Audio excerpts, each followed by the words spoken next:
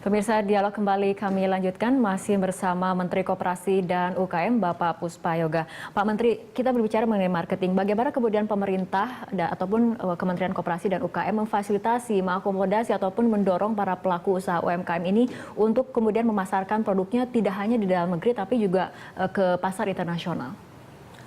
Saya ambil contoh. Kemarin saya berkunjung ke pasar Rawabening. Rawabening itu tempat para UKM berjualan batu permata. Saya melihat itu banjir batu permata dari Cina. Banjir. Ada kalung, ada batu, ada apa gelang segala. Nah, saya tanya harga berapa? Satu kalung itu harganya 30.000 sampai 50.000. Isi satu kalung itu 30 batu. 30 batu harganya 50.000. Nah, sedangkan kita di sini ongkos gosok batu aja 30.000. Ongkos gosok. Nah, saya ngomong sama teman-teman pedagang di sana, tukang gosok batunya, pengurus koperasinya, kalau begini gimana caranya ngelawan pasar produk dari Cina itu? Dia bilang kita larang aja Pak, nggak bisa. Nggak bisa kita melarang produk lain itu masuk ke kita. Karena orang lain juga nggak bisa ngelarang kita masuk ke sana. Caranya bagaimana? Kita harus membuat alat yang bisa menggosok batu-batu itu harganya 30.000 lagi. Gitu. Ini harus ada teknologi. Inilah peran teknologinya di sini. Jadi batu itu yang dulu digosok dengan manual harga 30.000 satu, sekarang dengan alat, dengan teknologi mungkin harganya satu gosok batu itu adalah Rp100 mungkin. Nah, dengan begitu kita akan bisa bersaing dengan produk yang datang dari Cina tanpa kita menghalangi dia masuk. Kelebihan kita itu apa? Pesaing pasti. Orang Indonesia pasti pinter lah.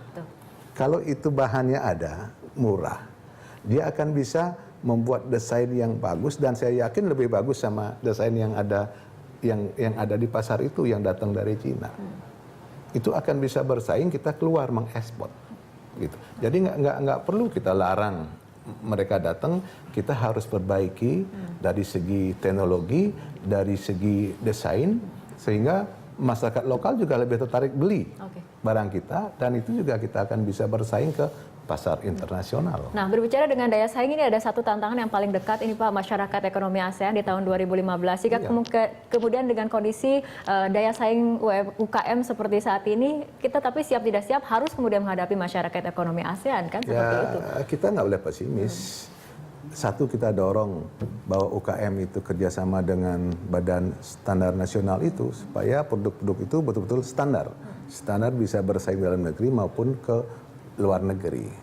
Kemudian kita harus punya strategi pemasaran itu. Yang tadi saya katakan, bisnis follow the people. Kemudian teknologinya diperbaiki, kemudian packagingnya, kemasan, gitu. Ya, kita lihat produk-produk Jepang, produknya biasa saja. Sela ungu juga dibuat. Kayak kita kan banyak sela ungu di sini, cuman packagingnya luar biasa. Itu jadi membuat value added-nya di sana. Itu luar biasa packaging itu pengaruhnya untuk kepentingan pemasaran, kepentingan marketing itu.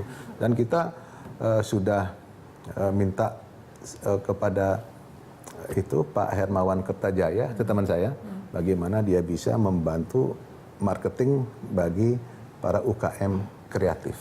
Jadi akan kita pakai di gedung Semesco itu Creative Space.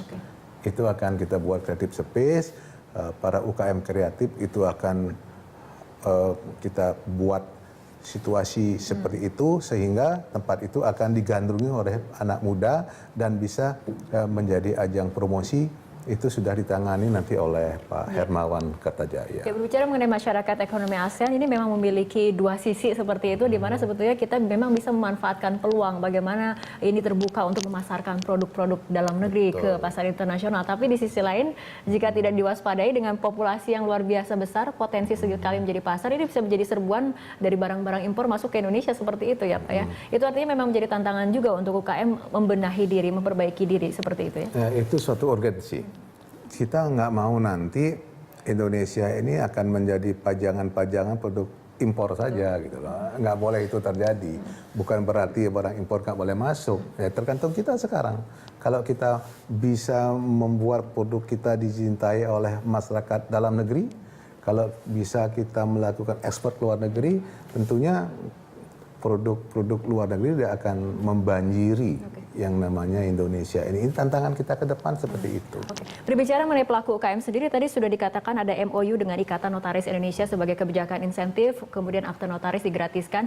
Tapi bagaimana juga kemudian mendorong awareness dari para pelaku UKM untuk membuat inovasi agar kemudian produk-produknya kemudian sesuai dengan tren yang ada di global seperti itu sehingga diminati di pasar internasional apalagi di pasar dalam negeri seperti itu, Pak. Saya sudah ambil contoh tadi fashion. Kemudian saya sudah ambil contoh tadi batu.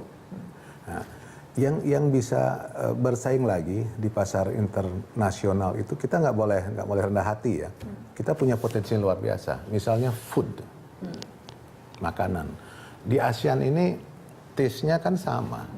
Di Malaysia, di Singapura, di Thailand, taste kita sama. Potensi kita mempunyai yang namanya hasil bumi semua itu kita paling besar. Tinggal kita kembali strategi ini. Kemana kita bisa menjual makanan-makanan Indonesia ini. Padang sudah banyak di luar negeri. Tinggal sekarang masakan kuliner apa Bali misalnya harus bisa bersaing ke luar negeri. Bali itu jangan seni tari, kemudian seni ukir, kan itu aja. Kuliner juga harus bisa bersaing ke luar negeri. Kayak Padang itu sudah go internasional ya. Bali juga kuliner harus maju. Lombok misal dengan ayam taliwangnya. Dan ini sangat terbuka. Tinggal kita bagaimana mengemas marketingnya. Ini kuncinya marketing. Kalau produk yang seperti itu, kita udah nggak kalah. Tidak kalah. Oke, baik. Pak Menteri, kita harus tahan dulu perbincangan karena kita ikuti jeda berikut terlebih dahulu. Pemirsa, tetaplah bersama kami. Prime Time Talk akan segera kembali sesaat lagi.